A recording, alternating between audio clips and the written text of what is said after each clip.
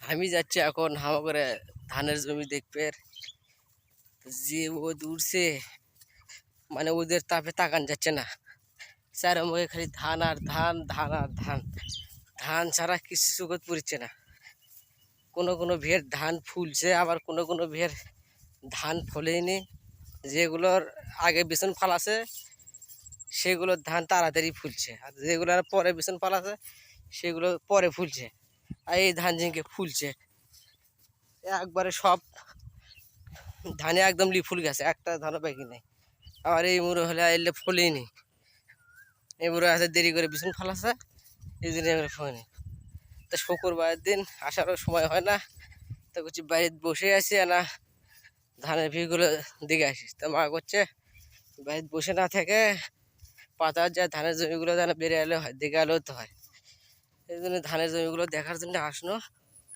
দেখি তো ধান ক্যাঙ্কা ফাঁসে।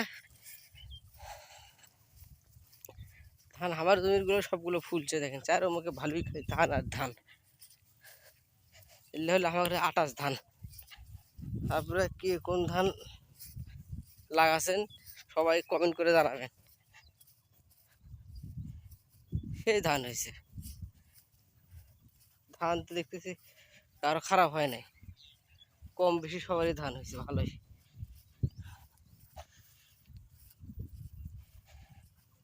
পাতারে পাতারে ধান লাগানো হয়েছে।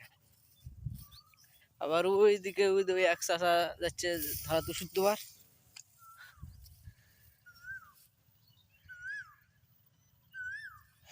আবার এটি দেখেছি সারারা জমির ডিজাইন কাটে দিয়েছে, খায় দেয় কাম নাই, ডিজাইন কাটে দেওয়া, খালি ডিজাইন কাটে দেয়, জমির পানি কাটে লওয়া। দেখেই তো মন মেজাজ গরম হয়ে যায়। এটা একটা কাম করছে, ডিজাইন কাটে দেয় কোনদিন পানি লাই, পানি লাগবে তো বিশ লাখ কয় পানি নেবো।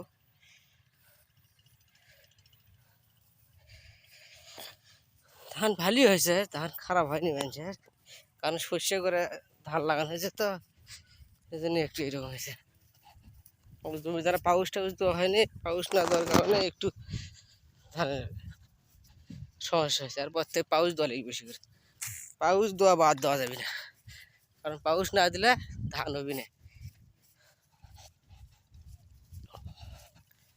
এটা হচ্ছে মেশিনের পার, এখান থেকে জমির পানি সেচ দেওয়া হয়।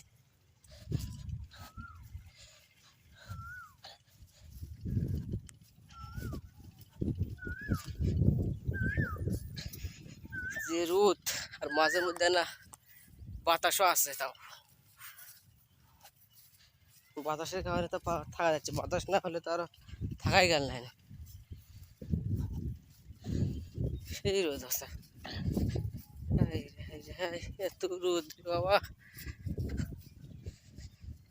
দেখেন হাওয়া করে বগুড়া জেলার মানুষেরা খালি চার মুখে ধান আর ধান, ধান ছাড়া কিছু নেই, খালি পুরো পাতা খালি ধান।